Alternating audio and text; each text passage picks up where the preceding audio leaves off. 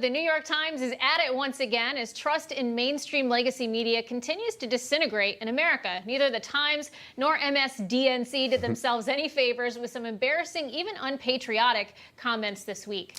It seems that the gap, the chasm, if you will, between the ruling class elites of New York newsrooms and regular everyday Americans, well, it has never been wider. The New York Times actually thinks that the American flag, Old Glory, is, quote, disturbing. It also supports the idea of, quote, marginalizing Trump voters. There's tape to prove it. We're going to show you. And shame on the Times for trying to justify the shocking and un-American slanders of its senior writer, Mara Gay. Here is what she had to say on MSNBC's Morning Joe. I was on Long Island this weekend visiting a really dear friend, and I was really disturbed. I saw, dozens and dozens of pickup trucks with explicatives against Joe Biden on the back of them, Trump flags, and some cases just dozens of American flags, which, is also just disturbing because essentially the message was clear. It was, this is my country. This is not your country. Well, there is no word explicatives, at least not in that context. But regardless, Mara Gay finds American flags, quote, disturbing, particularly when they're attached to pickup trucks. Note that part of it.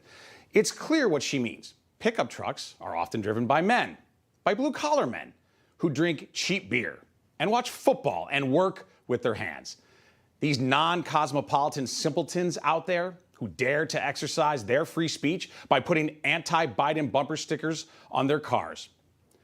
Maybe a major columnist for America's newspaper of record, so-called, should leave Brooklyn sometimes to find out about this country and its people, because there is a giant nation between Brooklyn and Brentwood. And people are worried right now. They're worried about inflation, stagflation that we haven't seen since the 1970s. They're also worried about the cultural rot that increasingly infects our most important institutions. But instead of even feigning an interest in journalistic curiosity, Ms. Gay also used this interview to accuse other journalists of bias, get this, in favor of the deplorables.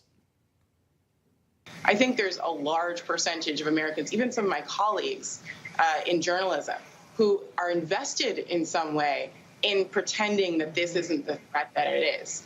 That is the real concern. Because, the Trump voters who are not going to get on board with democracy, they're a minority.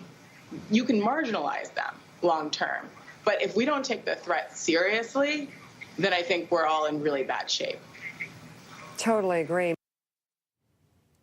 Well, that's the first time I've heard anyone claim that the mainstream media is, quote, invested in protecting the MAGA movement.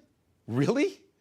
And notice the total agreement from Mika and everyone else when Gay simply dismisses the America First movement and pledges to marginalize us. Now, given Gay's TV track record, her inane comments aren't surprising, unfortunately. A prior MSNBC appearance makes it clear that she detests math about as much as the American flag.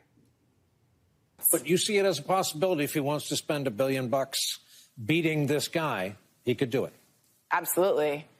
Somebody tweeted recently that actually with the money he spent, he could have given every American $1 million. I've got it. Let's put it up on the screen. When I read it tonight on social media, it kind of all became clear. Bloomberg spent $500 million on ads. U.S. population, 327 million. Don't tell us if you're ahead of us on the math. He could have given each American $1 million and have had lunch money left over. It's an incredible way of putting it. It's an incredible way of putting it. Okay, Brian Williams and Mara Gay, this won't take long, but to get to real math, let's do a chalk talk on those figures. So taking a look at MSNBC math in quotes, here's the reality. Bloomberg allegedly spent $500 million in total on his campaign. There are 332 million Americans. So we divide 500 million by 332 million. Do we get the 1 million per American figure that Brian Williams and Mara Gay came up with? Or do we get $1.51? Of course, the truth is $1.51 per American. But hey, They're only off by about 999,000 and change, 98,000 and change to be more precise. Look, anyone can have a momentary brain freeze on live TV, but notice not one person in there, not the talent on air, not the producers, no one said to themselves, wait a minute, I think the U.S. has a lot more population than 500 people. But regardless of the intellectual void over at NBC and the New York Times, they still have real influence, unfortunately, in America. And we have to confront them when they lie and they disparage. Gay's paper made a ham-handed attempt to clarify. Here's what they tweeted out. Mara Gay's comments on MSNBC have been irresponsibly taken out of context. Her argument was that Trump and many of his supporters have politicized the American flag. Really? The explanation is that Trump and his people love the flag, which politicized it? Senator Ted Cruz had an apt response to the Times' lunacy, tweeting back, "The New York Times thought this was good damage control? Makes you wonder what was left on the cutting room floor." It sure does. Patriots, the American flag belongs to all of our citizens. It represents a way of life, a proud history of progress, and a constitution. It represents the sacrifices of those who served under it in uniform, those who salute it daily in military installations around the world, and those who paid the ultimate price for our country and had it draped atop their coffins. It's not a flag of a political movement, and certainly not of a skin color. Mara Gay shamefully played the race card, and she played it from the bottom of the deck when she tried to connect patriotic deplorables to whiteness. I think as long as they see Americanness as the same as one with whiteness, this is going to continue. We have to figure out how to get every American a place at the table in this democracy, but how to separate Americanness, America, from whiteness. Americans, we're better than this. We've worked too hard, and millions have sacrificed too much to allow divisive people to speak this way without serious pushback. The fight is very real, patriots, and so must our resolve be.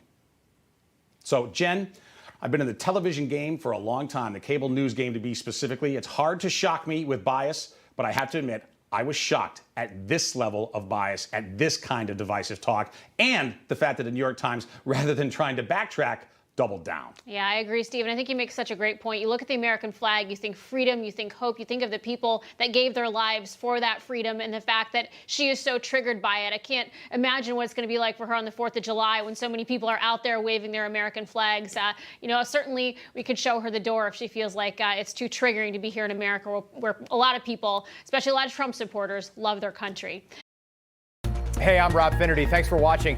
If you enjoyed this video, please join the conversation in the comments below. Don't forget to subscribe, too. Hit the bell icon to be alerted to breaking news. And remember, there's a whole lot more on Newsmax TV, America's fastest growing cable news network. Newsmax TV, we're real news for real people.